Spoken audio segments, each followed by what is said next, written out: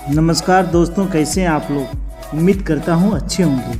आज हम लोग देखेंगे एडुटेरिया का सेट नंबर 29। इससे पहले हम लोगों ने 1 से 28 तक के सेट पूरे विस्तार के साथ देखे हैं। उसी के क्रम में आज हम लोग 29वां सेट देखेंगे। पूरे अच्छे तरीके से हम लोग पूरा सेट को समझेंगे। चलिए दोस्तों, स्टार्ट करते हैं आज का पहला प्रश्न से। और प्रश्न है, अखिल भारतीय खादी ग्रामोद्योग बोर्ड की स्थापना कब की गई थी। तो इसकी स्थापना कब किया गया था? 1954 में किया गया था। Option number C. अच्छा, आप लोग बताएं, कांग्रेस के किस अधिवेशन में खादी वस्त्र पहनना अनिवार्य कर दिया गया था। तो कांग्रेस का अधिवेशन 1926 में हुआ था गुवाहाटी में।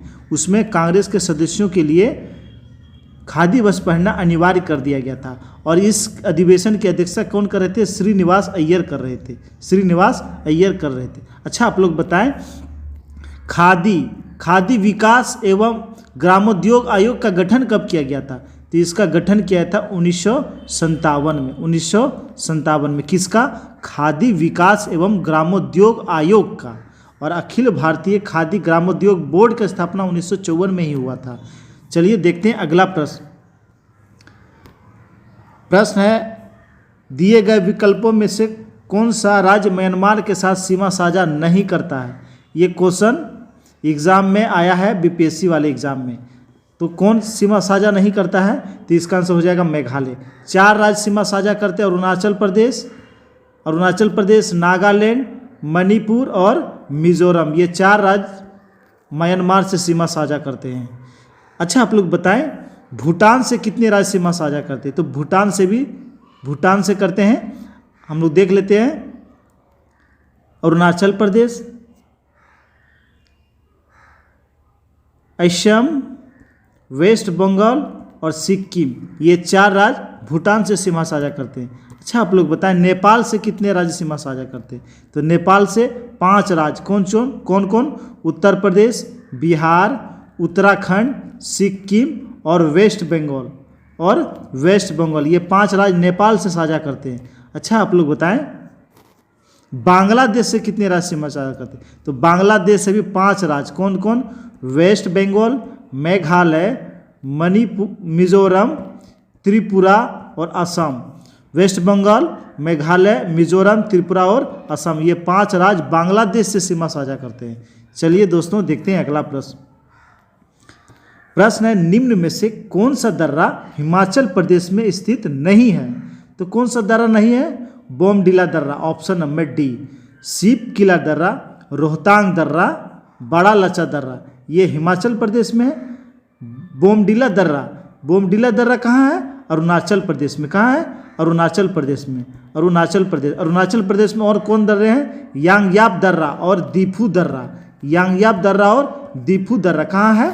अरुणाचल प्रदेश में। अच्छा, आप लोग बताएं, सिक्किम के प्रमुख दर्रा। तो नाथुला और जेलेप्पा दर्रा किस राज्य में है? सिक्किम में है। किस में है? सिक्किम में। अच्छा, आप लोग बताएं, माना दर्रा, नीति दर्रा और लिपुलेख दर्रा, ये किस राज्य में? माना दर्रा, नीति और लिपुलेख दर्रा, ये उत्तराखंड में। कहाँ है? उत्तराखंड में। अच्छा, मणिपुर में भी एक दर्रा है, आप लोग बताएं। तो तूजू दर्रा। कौन सा दर्रा? तूजू दर्रा कहाँ है? मणिपुर में है। तूजू दर्रा मणिपुर में। पीर पंजाल, बनिहाल, बुर्जिल दर्रा जम्मू कश्मीर में, जो जिला लद्दाख में है। चलिए देखते हैं अगला प्रश्न।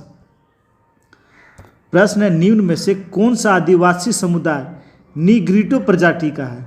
तो कौन सा? सेमांग जनजाति। सेमांग प्रजाति जो है, सेमांग आदिवासी किस प्रजाति का है? नीग्रिटो प्रजाति का।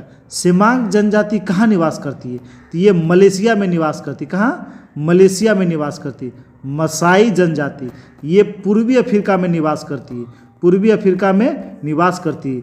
खिरगी जनजाति, इसका निवास स्थान है मध्य एशिया। कहाँ? मध्य एशिया। माओरी जनजाति, इसका निवास स्थान है न्यूजीलैंड। कहाँ है? न्यूजीलैंड। अच्छा, आप लोग बताएं, आइनू जनजाति का निवास स्थान जापान। बद्दू जनजाति अरब। अच्छा, कौन सी जनजाति पशुओं का खाल द्वारा निर्मित आवास में रहते हैं? तो यूर्त जनजाति। कौन सी जनजाति? यूर्त जनजाति। चलिए देखते हैं अगला प्रश्न। प्रश्न है, दिए गए विकल्पों में से कौन गांधीवादी अर्थव्यवस्था का मूल शब्द है? तो कौन मूल शब्द है देख लेते हैं।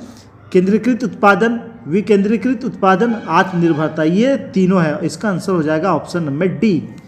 अगला प्रश्न है,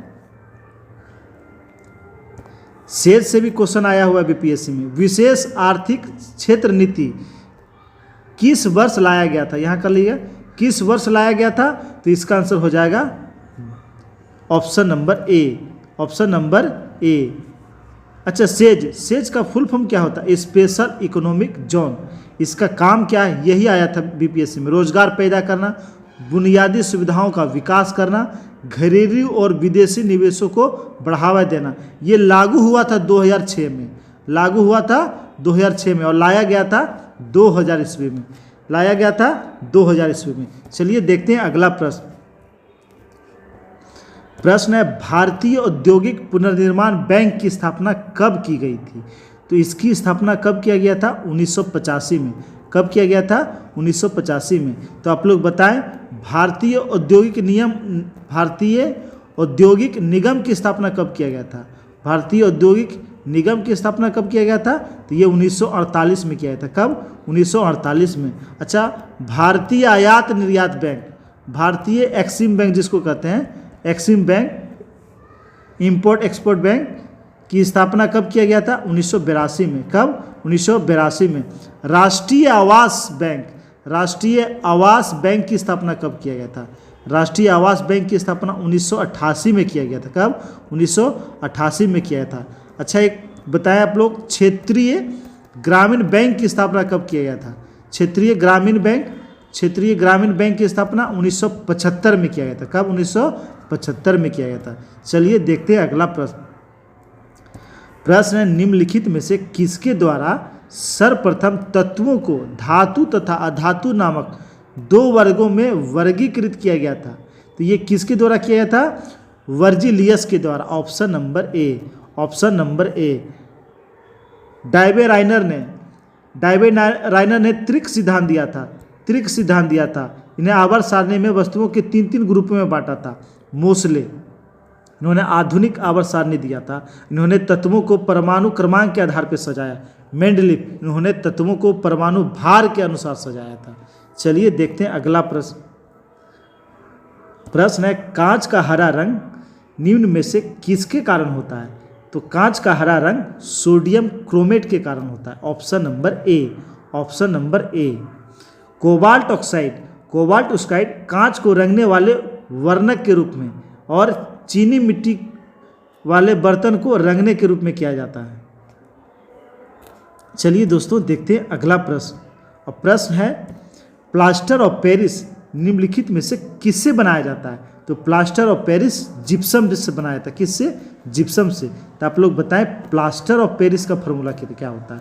तो CaSO4.12H2O, ये प्लास्टर ऑफ पेरिस का फॉर्मूला है। तो जिप्सम का केमिकल सूत्र क्या होता है? तो CaSO4.2H2O। अच्छा, आप लोग बताएं, ब्लीचिंग पाउडर का फॉर्मूला क्या होता है? Calcium oxychloride, CaOCl2। अच्छा, ब्लीचिंग पाउडर कैसे तैयार होता है? तो बूझे हुए चूने से क्लोरीन गैस गुजारकर ब्लीचिंग पाउडर का निर्माण किया जाता है। चलिए देखते हैं अगला प्रश्न। प्रश्न है, हीरा निम्न में से किसका अपरूप है? तो हीरा कार्बन का अपरूप है। कार्बन के 3 अपरूप होते हैं, हीरा, ग्रेफाइट और फ्लोरीन। हीरा, ग्रेफाइट और फ्लोरीन। हीरा जो होता है वह विद्युत का कुचालक होता है, जबकि ग्रेफाइट विद्युत का सुचालक होता है। नीस ग्रेनाइट का रूपांतरित रूप है। नीस जो है ग्रेनाइट का रूपांतरित रूप है। चलिए देखते हैं अगला प्रश्न। प्रश्न है, सुपरसोनिक जेट की चाल होती है। तो सुपरसोनिक जेट की चाल ध्वनि की चाल से अधिक होती है।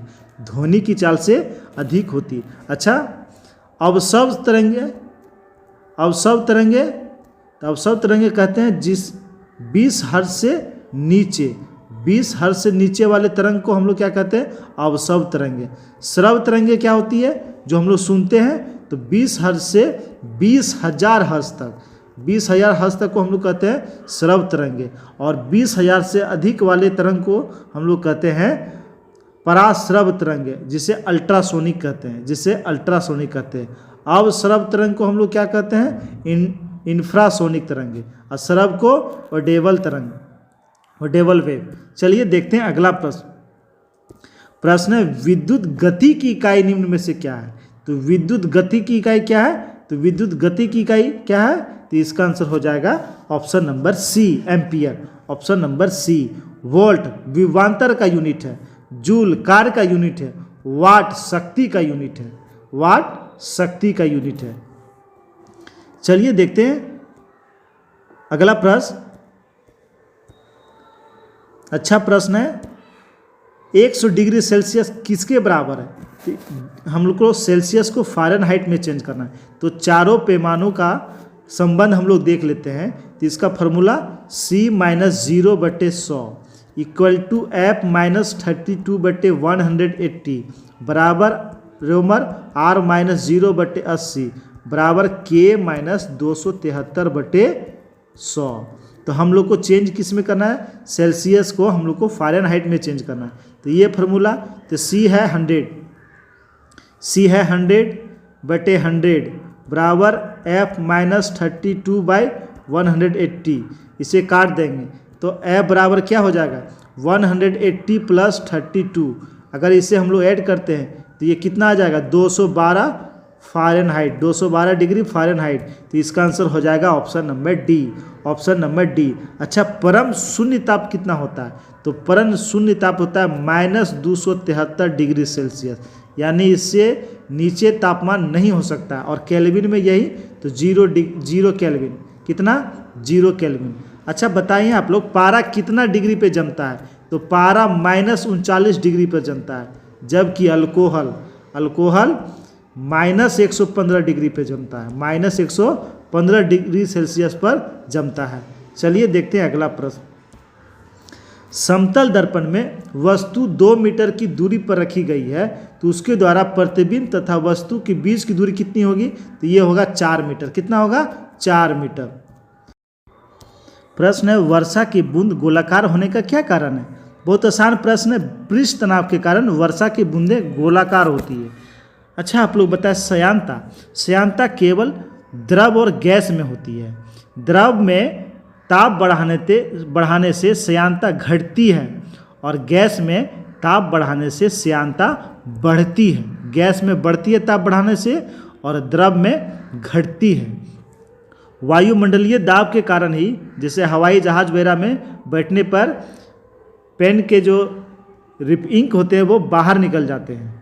चलिए देखते हैं अगला प्रश्न। नियत वेग से गतिशील ट्रेन के इंजन की ओर मुंह करके बैठा एक यात्री एक गेंद ऊपर की ओर उछालता है, तो गेंद वापस आएगी। तो गेंद जब भी आएगी तो उसके हाथ में आएगी। इसका आंसर हो जाएगा option number A, option number ए। चलिए देखते हैं अगला प्रश्न। प्रश्न है परावर्ती क्रियाओं का संचालन निम्न में से किसके द्वारा होता है? तो ये किसके द्वारा होता है? तो रीढ़ रज्जु के द्वारा, रीढ़ रज्जु के द्वारा। Option number B, option number B. अच्छा, मेंडुला ऑब्टागेटा, इसके द्वारा क्या चीज़ का नियंत्रण होता है? तो रक्त दाब, कर्माकुचन, हृदय धड़कन, उल्टी का नियमन और उपापचयन, ये किसके द्वारा नियंत्रित होता है? मेंडुला ऑब्टागेटा के द्वारा। तो आप लोग बताएं, सेरिब्रम इसके द्वारा। तो ये बुद्धि, चिंतन, ज्ञान, ये सब का नियंत्रण सेरिब्रम के द्वारा होता है। थैलेमस के द्वारा क्या चीज़ का नियंत्रण होता है? थैलेमस के द्वारा दर्द, ठंडा, गर्म, ये सारा का एहसास किसके द्वारा होता है? थैलेमस के द्वारा। अच्छा, हाइपोथैलेमस, हाइपोथैलेमस भूख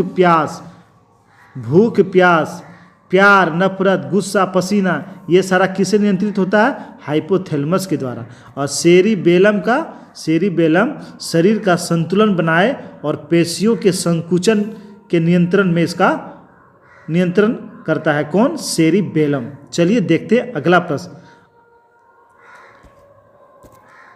प्रश्न है एक वयस्क मनुष्य के मस्तिष्क का द्रव्यमान कितना होता है?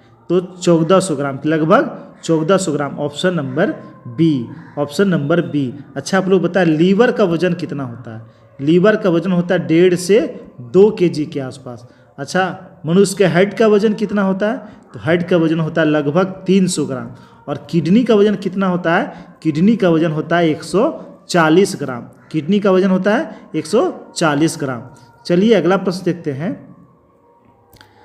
प्रश्न है निम्न में से कौन सा एंजाइम ग्लूकोज को एथेनॉल में परिवर्तन करता है?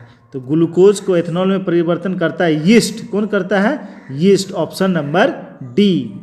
अगला प्रश्न है पचा हुआ भोजन किसकी दीवारों द्वारा अवशोषित किया जाता है?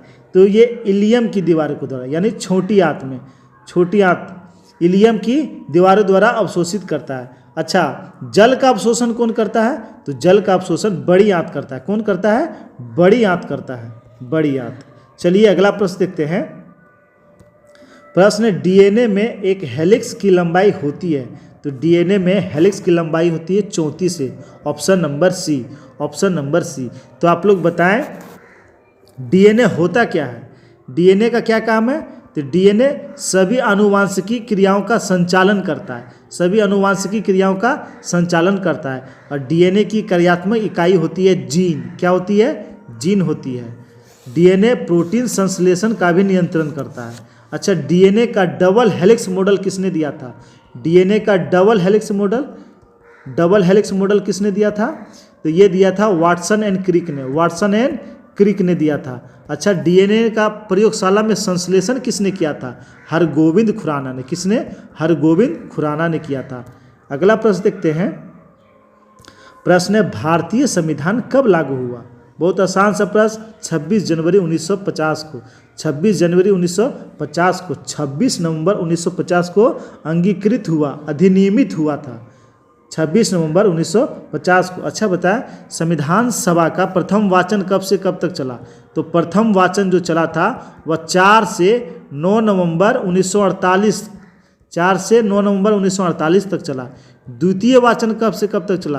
तो 15 नवंबर से 17 अक्टूबर 1949 तक चला। और तीसरा वाचन कब हुआ था? तो तीसरा वाचन कब से कब तक? तो 14 नवंबर से 26 नवंबर 1948 तक चला था। संविधान सभा का प्रतीक क्या था? तो संविधान सभा का जो प्रतीक था, मुहर था, वह था हाथी। क्या था? हाथी था। संविधान सभा ने राष्ट्रीय ध्वज को कब अपनाया था? तो 22 जुलाई 1947 को, 22 जुलाई 1947 को। राष्ट्रीय गीत और राष्ट्रीय गान 24, राष्ट्रीय गीत और राष्ट्रीय गान 24 जनवरी 1950 को अपनाया था। कब? 24 जनवरी 1950 को। चलिए देखते हैं अगला प्रश्न। प्रश्न है यदि भारत का राष्ट्रपति अनुपस्थित हो एवं उस उपराष्ट्रपति भी अनुपस्थित हो तो राष्ट्रपति का कार्यभार कौन संभालेगा? तो उस स्थिति में सर्वोच्च न्यायालय के मुख्य न्यायाधीश संभालेंगे। अगर ये भी नहीं रहे तो सर्वोच्च न्यायालय का वरिष्ठतम न्यायाधीश संभालेंगे। तो इसका आंसर हो जाएगा ऑप्शन नंबर सी। राष्ट्रपति की बात आई तो आप लोग बताएं कौन ऐसे राष्ट्रपति थे जो कार्यवाहक राष्ट्रपति के रूप में भी काम किया? तो वीवी गिरी। कौन? वीवी गिरी, वीवी गिरी। और कौन ऐसे राष्ट्रपति थे जिनकी मृत्यु कार्यकाल के दौरान हुई? तो 2 राष्ट्रपति थे, जाकिर हुसैन और फखरुद्दीन अली अहमद। ये दोनों की मृत्यु कार्यकाल के दौरान ही हुआ। अच्छा आप लोग बताएं कौन ऐसे राष्ट्रपति थे जो लोकसभा अध्यक्ष भी रहे थे? जो लोकसभा अध्यक्ष भी रहे थे तो नीलम संजीव रेड्डी, नीलम संजीव रेड्डी। अभी तक 4 पूर्व राष्ट्रपतियों को भारत रत्न पुरस्कार मिला। किन्हें किन्हें? सर्वपल्ली राधाकृष्णन जिन्हें 1954 में मिला, डॉक्टर राजेंद्र प्रसाद जिन्हें 1962 में मिला, अब्दुल कलाम, एपीजे अब्दुल कलाम जिन्हें 1997 में मिला। इससे पहले जाकिर हुसैन को भी मिला था 1963 में, 1963 में जाकिर हुसैन को, अब्दुल कलाम को 97 में और प्रणब मुखर्जी को 2019 में राष्ट्रपति पुरस्कार मिला। तो ये 5 राष्ट्रपति को अभी तक भारत रत्न पुरस्कार मिला है। चलिए देखते हैं अगला प्रश्न। भारतीय संविधान की प्रस्तावना में किस संशोधन द्वारा समाजवादी धर्मनिरपेक्ष शब्द जोड़े गए थे? तो ये 42वां संविधान संशोधन, 42वां संविधान संशोधन के तहत प्रस्तावना में 3 शब्द जोड़े गए थे। कौन कौन? तो समाजवादी, पंथ निरपेक्ष या धर्मनिरपेक्ष और अखंडता, ये 3 शब्द जोड़े गए थे। अच्छा, आप लोग बताएं, और इसी में जो है मौलिक कर्तव्य को जोड़ा गया था। 42वां संविधान संशोधन के तहत ही मौलिक कर्तव्य को जोड़ा गया था। 39वां संविधान संशोधन, 39वां संविधान संशोधन क्या चीज़ का अधिकार दिया? तो राष्ट्रपति, उपराष्ट्रपति, प्रधानमंत्री और लोकसभा अध्यक्ष के निर्वाचन संबंधी विवाद को न्यायिक परोक्ष से मुक्त कर दिया गया था। किस अधिनियम के तहत, संशोधन के तहत? 39वां संविधान संशोधन के तहत। चलिए देखते हैं अगला प्रश्न। प्रश्न है, भारतीय संविधान में कैबिनेट शब्द का प्रयोग केवल एक जगह हुआ है, वह किस अनुच्छेद में हुआ? तो वह अनुच्छेद था 352, अनुच्छेद 352 में कैबिनेट शब्द का प्रयोग हुआ। 352 क्या है? राष्ट्रीय आपात। 352 क्या चीज़ का वर्णन है? राष्ट्रीय आपात का वर्णन है। अनुच्छेद 74, अनुच्छेद 74 में क्या चीज़ का वर्णन है? तो राष्ट्रपति के सलाह के लिए मंत्री परिषद का गठन।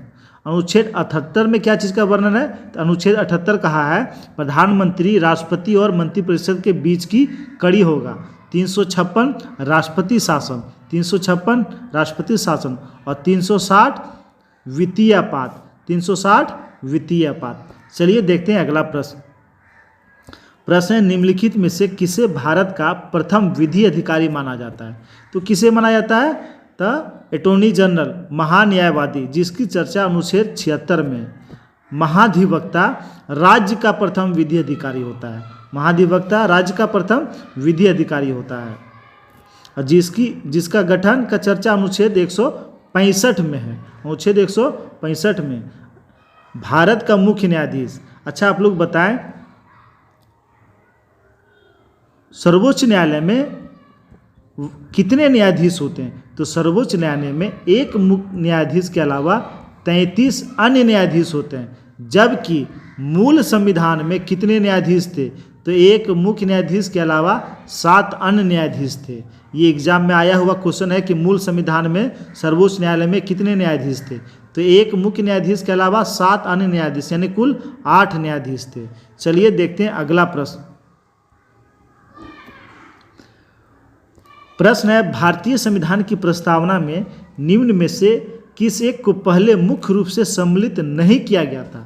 तो सम्मिलित नहीं किया गया था, तो क्या सम्मिलित नहीं किया गया था? तो इसका आंसर हो जाएगा ऑप्शन नंबर डी। 3 शब्द जो 42वें संविधान संशोधन के तहत दिए गए थे, वो शुरू में नहीं जोड़ा गया था। समाजवादी, धर्मनिरपेक्ष और अखंडता, ये 3 शब्द नहीं दिए गए थे। तो आप एक क्वेश्चन, प्रस्तावना से 2-3 क्वेश्चन बनते हैं, देख लेते हैं।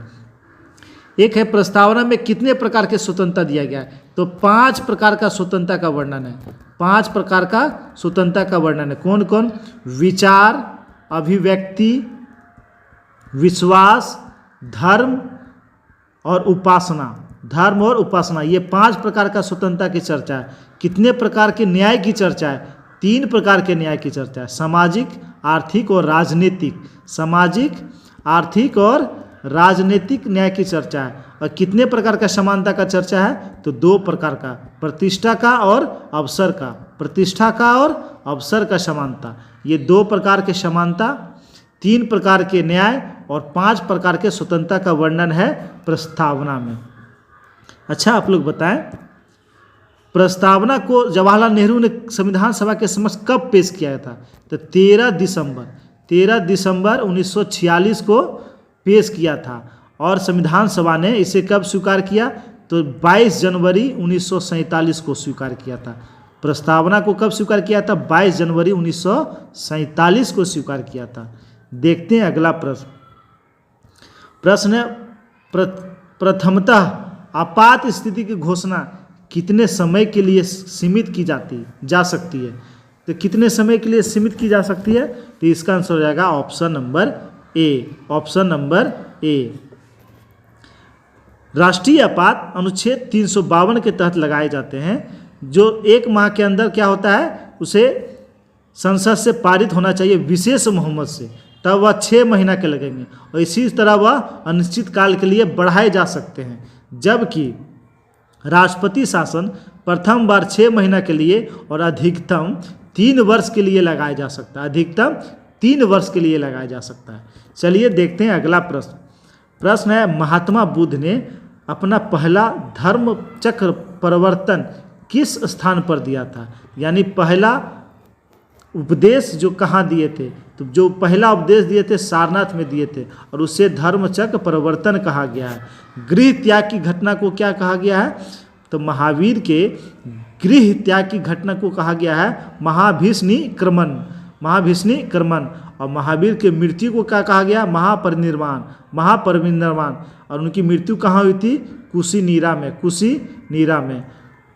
बौद्ध धर्म पुनर्जन्म में विश्वास करते थे, पुनर्जन्म में विश्वास करते थे, और ईश्वर और आत्मा में विश्वास नहीं करते थे, ईश्वर और आत्मा में विश्वास नहीं करते थे। चलिए देखते हैं अगला प्रश्न।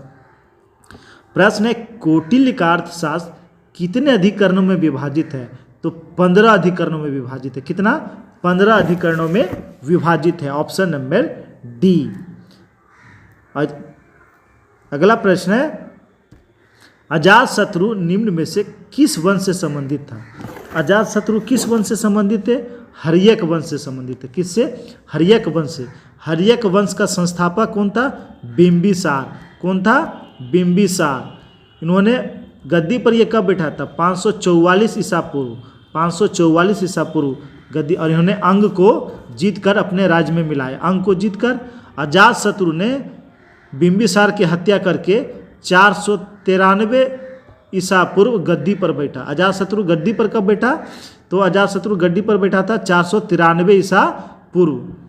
अजातशत्रु को कुनिक कहा गया है। अजातशत्रु का उपनाम क्या है? कुनिक। अजातशत्रु की हत्या किसने किया? उदायीन ने। और 461 ईसा पूर्व गद्दी पर बैठा, 461 ईसा पूर्व गद्दी पर बैठा। और हर्यक वंश का अंतिम शासक था नागदशक। कौन था? नागदशक था, जिसकी हत्या नंद वंश का संस्थापक महापद्म नंद ने कर दिया था। चलिए देखते हैं अगला प्रश्न। प्रश्न है, निम्नलिखित में से कौन सा हड़प्पा और मोहनजोदड़ो के उत्खनन से संबंधित नहीं था? तो कौन संबंधित नहीं था? तो इसका आंसर हो जाएगा option number D, option number D. तो आप लोग बताएं, हड़प्पा किस नदी के किनारे? हड़प्पा रावी नदी के किनारे। हड़प्पा की खोज 1921 ईस्वी में किसने किया था? तो हड़प्पा की खोज दयाराम साहनी ने किया था। मोहनजोदड़ो सिंधु नदी के किनारे 1922 में इसकी खोज हुई, और इसकी खोज किसने किया था? राखलदास बनर्जी ने।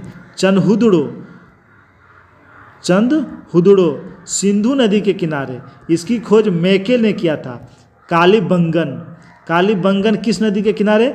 घग्गर नदी के किनारे, घग्गर नदी के किनारे। इसका खोज किसने किया था? ए घोष ने। किसने? ए घोष ने। देखते हैं अगला प्रश्न।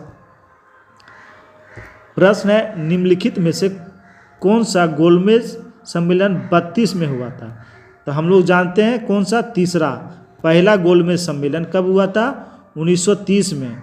12 नवंबर 1930 में प्रथम गोलमेज सम्मेलन हुआ था। द्वितीय गोलमेज सम्मेलन 7 सितंबर 1931 में हुआ था।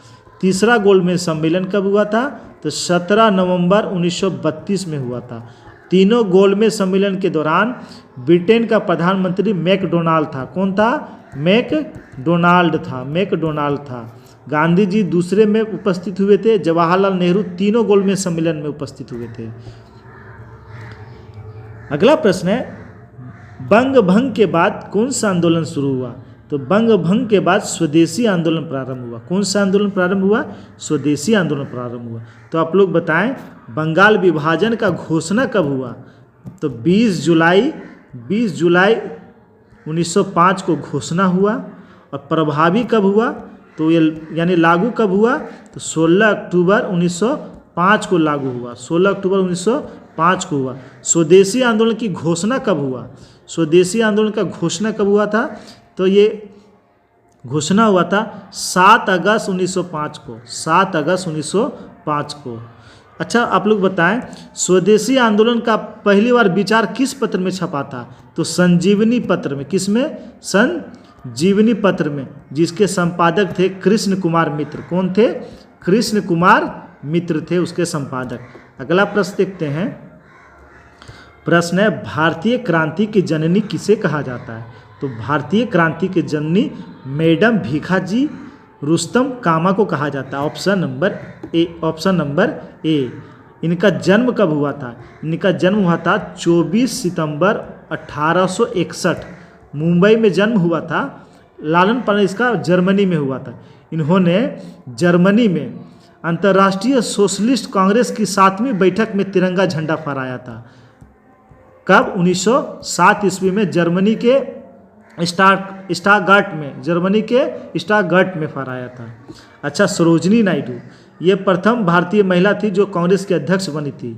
तो कांग्रेस के कौन सा अधिवेशन? तो 1905 में जो कानपुर में अधिवेशन हुआ था उसके अध्यक्ष बनी थी सरोजनी नायडू। एनी बेसेंट ये कांग्रेस की 1917 में जो अधिवेशन हुआ था, 1917 में कलकत्ता में जो अधिवेशन हुआ था उसकी पहली महिला अध्यक्ष बनी थी। चलिए दोस्तों देखते हैं अगला प्रश्न।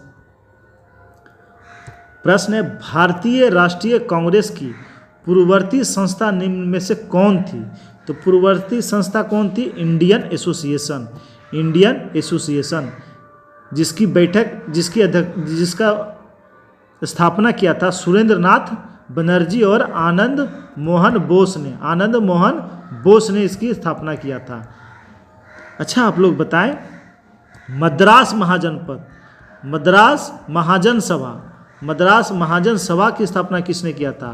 तो इसकी स्थापना किया था राघवाचारी, सुब्रमण्यम अय्यर और चार्लू, तीनों ने मिलकर इसकी स्थापना किया था 1884 में। बम्बई प्रेसिडेंसी की स्थापना किसने किया था? तो बम्बई प्रेसिडेंसी की स्थापना 1885 में अशोक मेहता और तैयब जी और केटी तेलांग, ये तीनों ने मिलकर बम्बई प्रेसिडेंसी की स्थापना किया था। अच्छा, ईस्ट इंडिया एसोसिएशन की स्थापना दादा भाई नेहरूजी ने किया था। कब? 1866 ईस्वी में। देखते हैं अगला प्रश्न है, भारत में कागज का सर्वप्रथम प्रयोग कब से प्रारंभ हुआ? तो कागज का प्रयोग सर्वप्रथम कब से प्रारंभ हुआ? 12वीं सदी से। Option number B. सर्वप्रथम कागज का आविष्कार किस देश में हुआ? तो कागज का आविष्कार किस देश में? चीन में हुआ। अच्छा, कागज का आविष्कार किसने किया था? त्साई लुन ने कागज का आविष्कार किया था, त्साई लुन ने। देखते हैं अगला प्रश्न है, शिवाजी के शासन तंत्र में विदेश मंत्री के नाम से जाना जाता था। तो वह सुमंत होता था। सुमंत, विदेश मंत्री को क्या कहा जाता था? सुमंत कहा जाता था। अच्छा, आमत्य वित्त मंत्री होते थे। आमत्य क्या होते थे? वित्त मंत्री होते थे। अच्छा, चिटनीस क्या होता था? तब पत्राचार विभाग का प्रमुख होता था चिटनीस, पत्राचार विभाग। अब पेशवा संपूर्ण प्रशासन का नियंत्रण करता था, पेशवा। अच्छा, शिवाजी का राज्याभिषेक कब हुआ? तो 1664 ईस्वी में रायगढ़ किले में उनका राज्याभिषेक हुआ। उनका जो राज्याभिषेक कराया किसने था? तो वाराणसी के थे गंगा भट्ट दास ने उसका राज्याभिषेक कराया। गंगा भट्ट दास ने उसका राज्याभिषेक कराया था। शिवाजी चौथ और सरदेश मुखी दो कर लेते थे दूसरे राज्यों से। चौथ क्यों लेते थे? तो मराठा उस पर आक्रमण नहीं करे उसके लिए उन्हें चौथ देना पड़ता था। और सरदेश मुखी चौथ से अतिरिक्त 10% लिया जाता था। जो राज्य मुगलों के अधीन था और मराठा उन पर अधिकार जताते थे, उनसे सरदेश मुखी लिया जाता था। देखते हैं अगला प्रश्न। अच्छा प्रश्न है, रूस और फिनलैंड की अंतर्राष्ट्रीय सीमा को क्या कहते हैं? तो मेन रहीम सीमा रूस और फिनलैंड के बीच। मैगिनोट रेखा किसके बीच? फ्रांस और जर्मनी के बीच। हिंडनबर्ग रेखा जर्मनी और पोलैंड के बीच कौन सी रेखा? हिंडनबर्ग रेखा।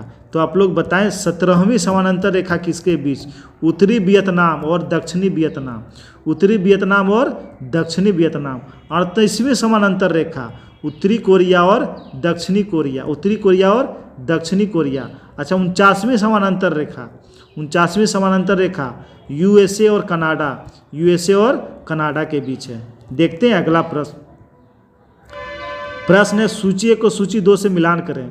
राष्ट्रीय पशु या पक्षी, जापान का क्या है? तो जापान का क्या है? आइविस।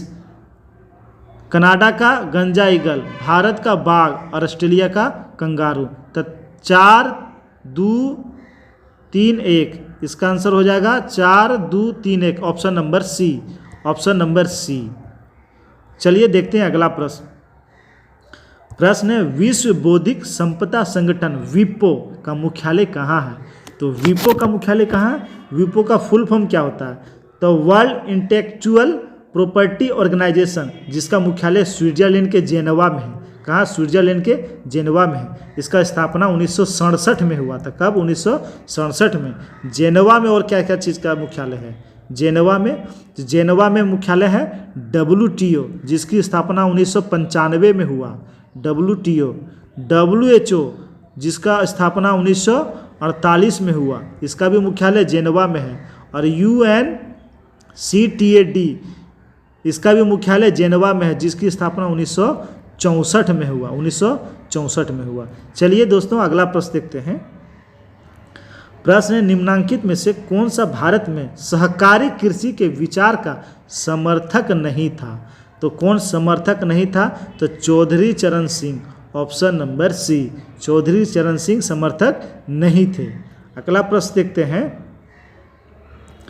विश्व प्रवासी पक्षी दिवस किस तिथि को मनाया जाता है? बहुत अच्छा प्रश्न है। विश्व प्रवासी पक्षी दिवस 8 मई को मनाते हैं। 8 मई को 3 प्रमुख दिवस मनाते हैं हम लोग। रेड क्रॉस दिवस, रेड क्रॉस दिवस, रेड क्रॉस दिवस और अंतर्राष्ट्रीय थैलेसीमिया दिवस, अंतर्राष्ट्रीय थैलेसीमिया दिवस 8 मई को मनाते हैं। चलिए बताएं 11 मई को क्या मनाते हैं?